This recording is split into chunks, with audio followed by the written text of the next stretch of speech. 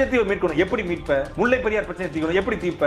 காவிரி பிரச்சனை எப்படி தீர்ப்ப? நெய்வேலி பிரச்சனை எப்படி தீர்ப்ப? கூடங்குளம் அணுல பிரச்சனை எப்படி தீர்ப்ப? ஸ்டெர்லைட்டுக்கு என்ன தீர்வு வச்சிருக்கிற? பரந்தூர் வேண்டாம், வேற இடத்துல எப்படி விமான நிலையம் வைப்ப? என்ன தீர்வு இருக்கு? ஒரு பிரச்சனை சரி, பிரச்சனைக்கு தீர்வு என்ன உன்ட்ட? ஓ அப்படியா விஷயம்? ஒரு நிமிஷம். ஏய் அந்த படத்தை வெளியே விடு. கச்சத்தீவை மீட் பண்ணுவீங்க, எத்தனை காலமா இந்த வரைவில் கொண்டு வருவீங்க?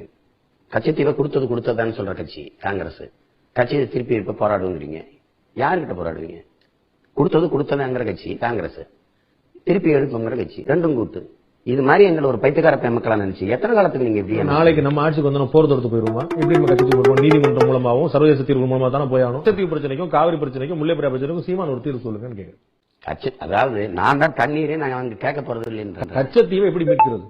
காவிரியில தண்ணி எப்படி வாங்குறது? முல்லை பெரியார் அணையை 156 அடிக்கு எப்படி கொண்டு போறது? தம்பி, இந்த மாநிலங்கள்ல நீருங்கிறது அரசியலாக்கப்பட்ட பிறகு அதுல ஒரு தீர்வு காண முடியாது. தண்ணீரின் தேவையில நம்ம தண்ணீரை விட மாற்று வழி தீர்வு காண முடியாத பிரச்சனையா தான் இருக்குங்கிறது நீங்க உணர்ந்துகிட்டு இருக்கீங்க. அப்புறம் தீர்வு காணல உங்களுக்கு குற்றம் சாட்டு. நான் கேட்கறது கச்சத்தீவு பிரச்சனை இல்ல, முல்லை பெரியார்ல காவிரியில துரோகம் செஞ்சுட்டாங்கன்னு சொல்றீங்கல்ல, அதுக்கு ஒரு தீர்வு நீங்க சொல்லுங்க நான் கேட்கிறேன்.